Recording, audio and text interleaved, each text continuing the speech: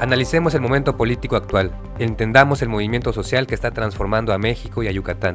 La Cuarta Transformación y sus actores nos hablan de sus retos y avances. Morena Virus Radio llegó para quedarse. ¿Qué tal, amigas, amigos? Muy buen día. Estamos en esta nueva edición de Morena Virus Radio, Contágiate de la Cuarta, transmitiendo a través de la Quimbomba Radio MX. Agradecemos a las estaciones hermanas que nos permiten la retransmisión, a través de la cual podemos llegar al interior del estado y al estado de Quintana Roo y Campeche. Muchas gracias a todo el equipo de producción que hace posible esta transmisión. Saludo como siempre a mi estimado y respetado amigo Fausto Sánchez, bienvenido a tu programa. Pues estamos iniciando este nuevo capítulo de Morena Virus.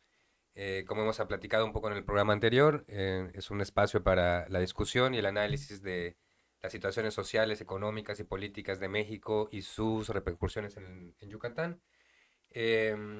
Pues interesante la plática que tuvimos en el programa pasado. Hoy tenemos pendiente, de acuerdo a algunas personas que nos escucharon y que nos han pedido que ahondemos sobre algunos de las temáticas.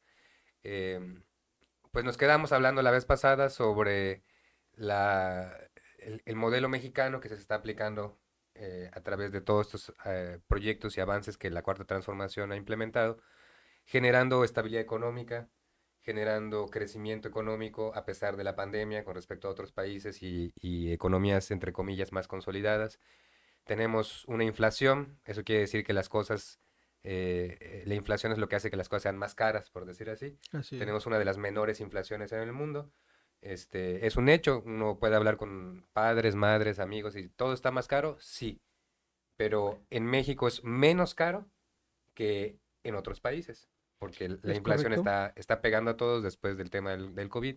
Sin embargo, México está saliendo bien bien evaluado en esta temática.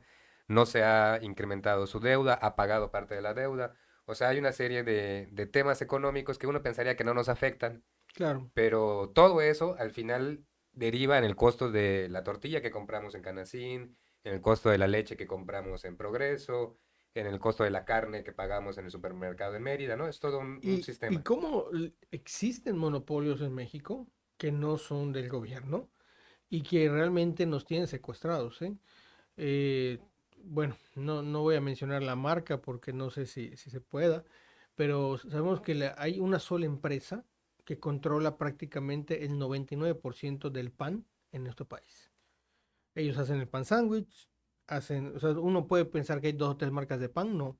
O sea, todas son de ellos, nada más que le cambian el nombre, pero son la misma marca, la misma empresa. Son los que venden las tortillas de harina, los que venden el pan sándwich, los que venden el pan dulce, los que venden Sí, son grandes prácticamente, consorcios que son dueños de todo, pero le ponen nombres y marcas nada más voy a decir el diferentes. del osito, para que sepan quién es, como se dice, que controla el pan en México. ¿Y cómo pasamos de que una barra de pan sándwich costara 30 pesos a que hoy cueste 52? Tiene que ver, y estoy hablando del transcurso de estos 5 años, tiene que ver directamente con unas decisiones empresariales de esta empresa. Y yo me atrevería a decir, y le voy a tomar como ejemplo porque es el gran monopolio del país. Nadie habla de los monopolios, de los verdaderos monopolios en este país, pero esta empresa es un verdadero monopolio. O sea, no tenemos ninguna empresa en ese rubro que compita con ella. Nadie. Y el tema es que ellos hoy, si le suben al pan 10 pesos, nadie les puede discutir.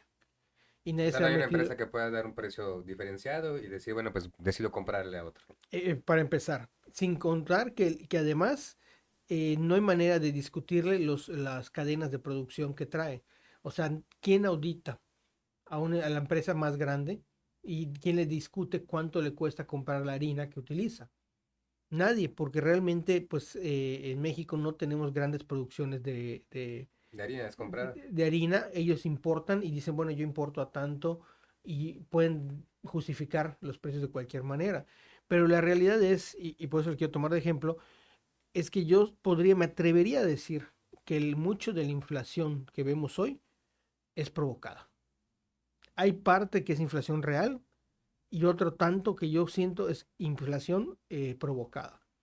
O sea, creo que si nos vamos a las pequeñas excepciones, Hay algunas pequeñas marcas, por ejemplo, de pan sándwich, sobre todo locales, que puedes comprar la misma barra de pan en 20 pesos menos o 10 pesos menos. Y ese margen no es pequeño si lo analizamos desde el punto de vista diario de la familia. Entonces, dice uno, bueno, realmente tiene que tener estos costos cuando su nivel de producción, su cadena de suministros, lo que le permite manejar economía a gran escala, le permitiría abaratar sus costos con empresas mucho más pequeñas que apenas le pueden competir en el sentido del anaquel, no del mercado, no O de la de la calidad, distribución o de la calidad, pero que pueden dar un pan más económico, el mismo pan. el mismo pan. Sí, fíjate que es interesante. Yo, afortunadamente, por el trabajo social que hacemos, me toca mucho andar en campo, platicar con gente tanto de la zona urbana como de las comisarías, los municipios. Este, y una de las principales frases recurrentes es que todo está más caro, ¿no? Claro, Y creo que es importante hablar con la gente y explicarles que si bien eso es la realidad, a nosotros en México nos está yendo súper bien, comparando nuestra inflación con la de otros países como Estados Unidos, Japón, Alemania, Argentina, ¿no? sí, Que tienen una inflación desmedida, donde las cosas que antes costaban 100 pesos ahora cuestan 200, y claro, en México lo que costaba antes 100 cuesta 108, es correcto. 110, 105, 107, o sea, sí es todo más caro, pero es una inflación que ha sido controlada, ¿no? Esa es como una de las cosas que cuando la gente no lo ve, no lo explicamos, Ujú, no lo discutimos, pues no lo puede disfrutar. Porque lo claro. que deberíamos hacer es ser conscientes de las cosas buenas que están pasando en Y México, hay otro punto ¿no? que no se Y está tomando en disfrutarlas. cuenta, que es que el gobierno ha hecho un gran esfuerzo, por ejemplo, porque el salario mínimo alcance la inflación. Ujú. Y hemos logrado que hoy por hoy el salario mínimo está a la par o un poco por encima de la inflación, Exacto. cosa que no hubiera ocurrido en más de 30 años. O sea, no he hecho El salario, salario mínimo en 40 el años. gobierno anterior estaba en 40 pesos, Sí, ¿no? o O sea, sea, empezó cuando arrancó el sexenio, creo que estábamos en 85 ujú. y ha ido creciendo y ahorita estamos casi estamos en no tengo el dato exacto, pero Pero supera estamos, los 180, ¿no? Por ahí. sí, o sea, no hemos llegado a los 200 pero estamos cerca de los 200 pesos Ujú. del salario mínimo. O sea, estamos hablando prácticamente de 100 pesos De diferencia, de aumento. por día. Y estamos, o sea, me refiero por año. Y entonces el tema era que en los sexenios anteriores nunca aumentó o sea, más de 1 o 2 pesos el salario mínimo cada año. Porque había un argumento falaz, mentiroso, que Ujú. decía que si tú incrementas el salario mínimo, se provoca una enorme inflación. De hecho, No, es casi una ujú, de las reglas económicas por las cuales todos los países del mundo evitan tasar o subir su salario mínimo. Y hoy por hoy México demuestra que puede duplicar el salario mínimo a través de unas políticas de crecimiento sin que eso se refleje en una inflación desmedida de la canasta básica. no solo no se refleja en una situación desmedida, sino que hay que entender, la existencia del salario mínimo corresponde a una necesidad básica, que es el hecho de que el trabajador pueda comprar lo mínimo para comer. Si tú mantienes el salario mínimo por debajo de lo que la canasta básica es, que digo, no hemos alcanzado la canasta básica, pero hacia allá vamos, es la Ujú. intención, realmente lo que va a ocurrir es que la persona nunca va a acceder a lo mínimo que necesita para comer. Entonces, por Para ser definición, feliz, porque además tenemos derecho a ser felices, ¿no? O yo te sea, odio ser felices, pero ya no hablemos de felicidad si ni siquiera puedes comer, claro, ¿no? sí, sí. Entonces el planteamiento es, si no puedes alcanzar el mínimo para comer, pues no puedes alcanzar ya ninguna otra de los Hay una sociedad satisfactorios, fallida en ese... por principio. Entonces, si tu salario mínimo se mantiene por debajo de eso, entonces no cumple su función, porque la idea que sea salario mínimo es que es lo mínimo necesario que tienes que tener ingreso para poder cubrir esa necesidad. Aquí lo que estamos intentando es alcanzar a la inflación para que el trabajador pueda cubrir esa necesidad. Y eso es lo que ha tratado de hacer este gobierno. Sí, y no solo revalorar el trabajo Ujú. del hombre, del ciudadano, al incrementar su percepción, sino además se ha metido duro también a revalorar el descanso con las vacaciones y con la eliminación del outsourcing, que es el trabajo sin seguridad social ni nada. Ha habido un incremento, más bien, de trabajadores asegurados y toda Claro. una serie de políticas que van de manera conjunta, ¿no? Bueno, yo te diría es que mucho tiene que ver con una correcta y positiva política hacendaria, cosa que no habíamos tenido. O sea, realmente la política hacendaria en este país era coercitiva, absurda en muchos sentidos y que no era pareja. Pues mira, estamos por irnos a nuestro corte intermedio del programa. Estamos aquí con Fausto Sánchez, el académico y especialista, querido amigo, parte de nuestro equipo, con el que estamos tratando de entender qué es la cuarta transformación, cómo llega la cuarta transformación a tomar y ejercer el poder, cuáles son sus políticas y también cómo eso pues puede llegar y se tropicaliza aquí en Yucatán. Estamos aquí platicando, nos escuchamos en unos minutos después de este corte y bueno, seguimos aquí en Morena Virus Radio a través de la Kimbomba Radio MX y nos escuchamos en unos momentos. Muchas gracias. Quédate con nosotros en Morena Virus Radio. Analiza y contágiate de la cuarta. Continuamos con más debates y análisis en tu programa Morena Virus Radio. ¿Qué tal, amigas, amigos? Seguimos aquí en tu programa Morena Virus Radio. Contágiate de la cuarta a través de la Kimbomba Radio MX. Estamos en este nuevo bloque de nuestro programa. Estábamos hablando con Fausto Sánchez, nuestro analista y académico, investigador, que nos hace el favor de compartir sus conocimientos. Abordamos un poco el tema sobre la dispersión de capital, el nuevo modelo mexicano que ha permitido el incremento del salario mínimo, un trato inteligente sobre los costos de la canasta básica y una serie de acciones que han empoderado al trabajador, ¿no? También muy brevemente mencionamos, a lo mejor es un tema que nos puedas ampliar, sobre el descanso, ¿no? Las vacaciones que se han legislado y varios alcances que la Secretaría del Trabajo, yo creo que se convirtió nuevamente en una secretaría fuerte, Claro. que la dirigió muy bien María Luisa Alcalde, que creo que ha logrado, pues primero que en México no haya problemas laborales de principal importancia, no han desaparecido sindicatos, nada Bueno, de eso, ¿no? Entonces, yo me acercaría mucho al planteamiento que hacemos hace un momento del asunto de cómo la hacienda pública, eh, bueno, el gobierno federal. el gobierno federal, pero me refiero en sí mismo al SAT, ¿no? O sea, el sistema de atención tributaria ha logrado cambiar su manera de proceder, porque antes se perseguía mucho al pequeño contribuyente y se olvidaba al gran contribuyente.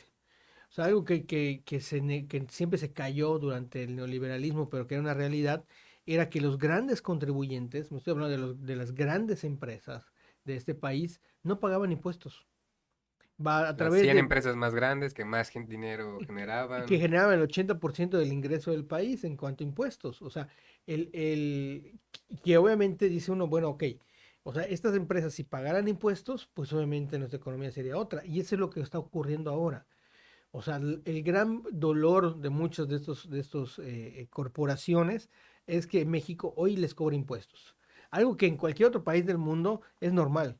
Y a veces, de hecho, los impuestos en México no son tan elevados como en otros países. Para O empezar, sea, si yo he hecho una comparativa, nosotros pagamos en promedio el IVA y este tipo sí, de cosas, pero digamos que vamos al Oxxo, pagamos y de ahí estamos pagando un impuesto del 16% aproximadamente. es correcto. En otros países del mundo hay gente que paga el 41% Pero hay que entender que, o sea, hay dos impuestos importantes, ¿no? El ISR y y el el IVA. IVA.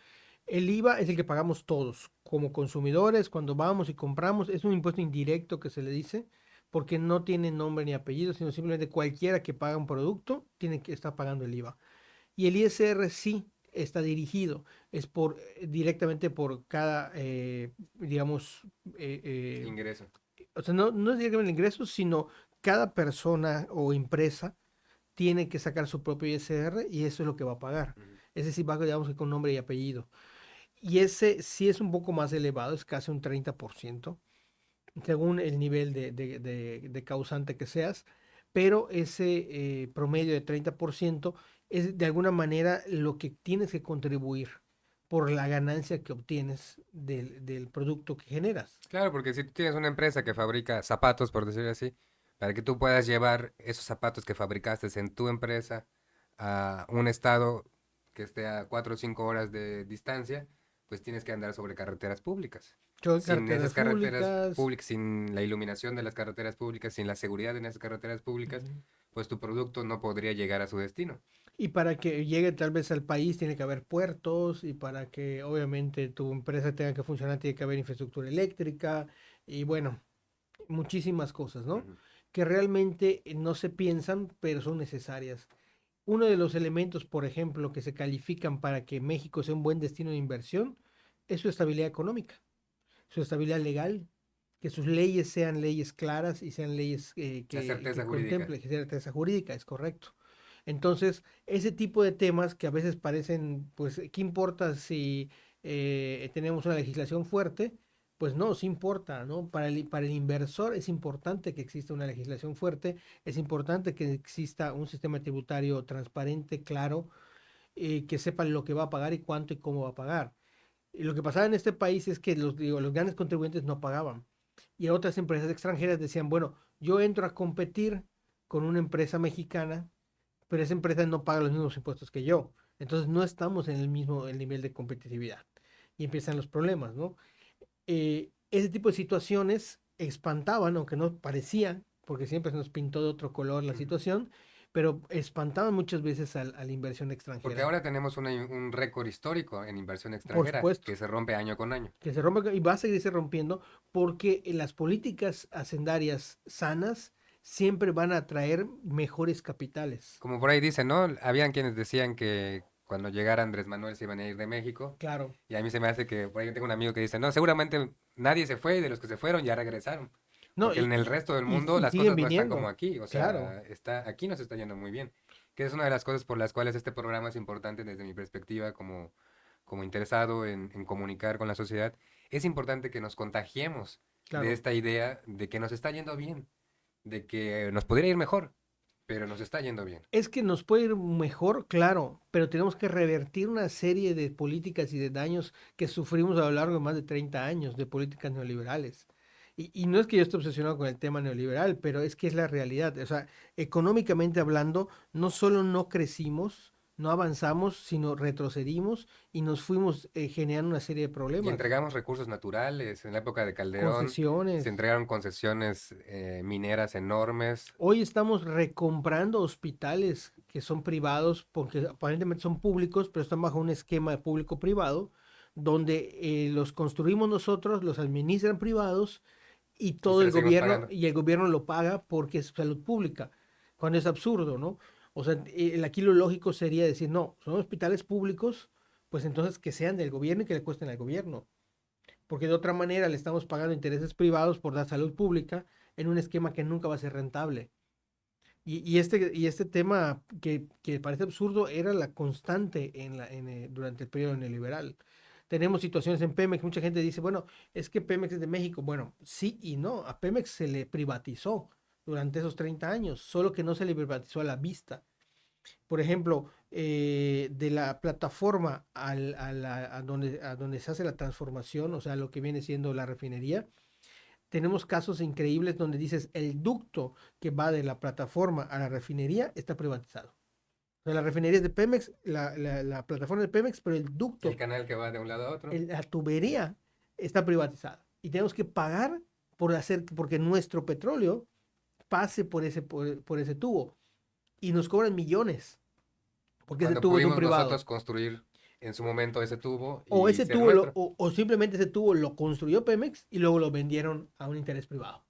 para sacarle más dinero a la Por empresa. supuesto, porque, Sí, son las cosas que ocurrían en los gobiernos anteriores que la gente no sabe, claro. ¿no? Y que de repente es un poco reiterativo Andrés Manuel en sus mañaneras cuando dice, no, el periodo neoliberal, el pasado, nos heredaron pues un país destruido, ¿no? Claro, Saqueado, o sea, saqueado, vendido.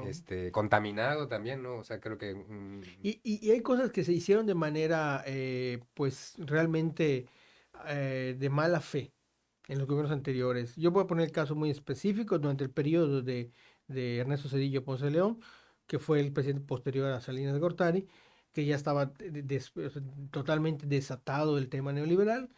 Se privatizan los ferrocarriles mexicanos. Y los ferrocarriles mexicanos te había y que dicen, bueno, ¿de qué sirvió privatizarlos?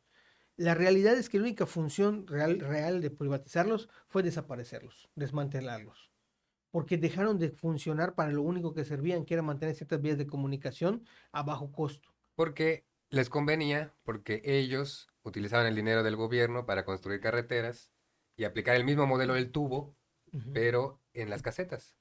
Sí, O sea, yo como primo, hermano, pariente o prestanombres de algún político, prefiero que desaparezcan los trenes para poder construir mis autopistas y cobrar, y porque estábamos migrando de un modelo ferroviario a un modelo que es de envíos por autobús, o sea, bueno, o por tráiler, tráiler. que contaminan un montón. Pero además había una función de esto, porque era el modelo que en Estados Unidos se estaba utilizando. Para la venta de Y no, combustible también. y no hacía, y nosotros estábamos entrando al Tratado de Libre Comercio y necesitaba México Homologar un poco. básicamente hacer rentable el producto del campo americano en nuestro país. Hablamos de la dependencia alimentaria, o sea, México no es hoy autosuficiente en cuestiones alimentarias y esto se debe en parte a que durante esos 30 años de neoliberalismo mataron a nuestro campo. Y uno de los grandes golpes al campo es esta decisión de Ernesto Zedillo Ponce de León de privatizar los ferrocarriles, que era el medio más económico por el cual el campesino podía mover su carga a centros urbanos. O sea, yo subo del campo, subo mis sacos de papa, mis sacos de Maíz, frijol, de maíz, y los llevo a un centro urbano a vender. De otra manera, tengo que pagarle a un particular porque suba en su el camión mi coyotaje. producto, bien empieza el coyotaje, y lo lleve a un centro de distribución cercano, donde a su vez lo suben en trailers los revendedores y se lo llevan a vender a otros mercados, haciendo cada vez más cara la cadena de El valor del distribución producto. y obligando al campesino A dar más barato. a dar más barato y matar finalmente el campo con esto. ¿Y qué pasó? Durante esos 30 años matamos al campo. Desaparecimos el medio por el cual el campesino podía distribuir o desplazar su producto a un precio razonable. Y entonces la consecuencia finalmente fue que la razón real, o sea, bueno, el motivo real de desaparecer los ferrocarriles era matar al campo para hacer competitivo el producto americano en nuestro país. Pues ya abriste una llaga interesante. Creo que en el próximo programa vamos a poder, ahondar un poco sobre el tema del tren, ¿no? Y las vías. Creo que es un tema que además en lo local nos interesa mucho con la llegada del Tren Maya.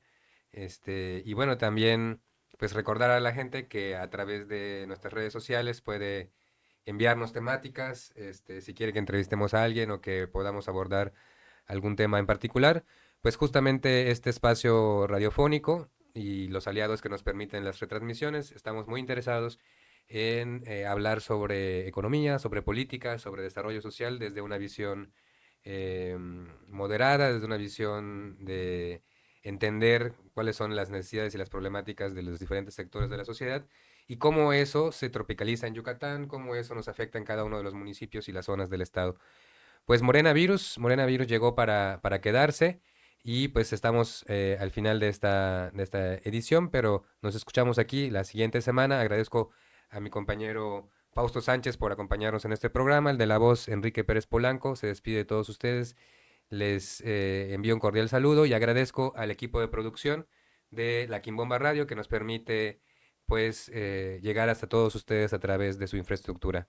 Nos vemos aquí la siguiente semana y esto ha sido Morena Virus Radio, Contágiate contágiate de de la la cuarta. cuarta. Morena Virus Radio llegó para quedarse. Escúchanos en la siguiente edición y síguenos en nuestras redes sociales. Infórmate y contágiate de la cuarta. Sonríe, que en Yucatán todo va a estar muy bien.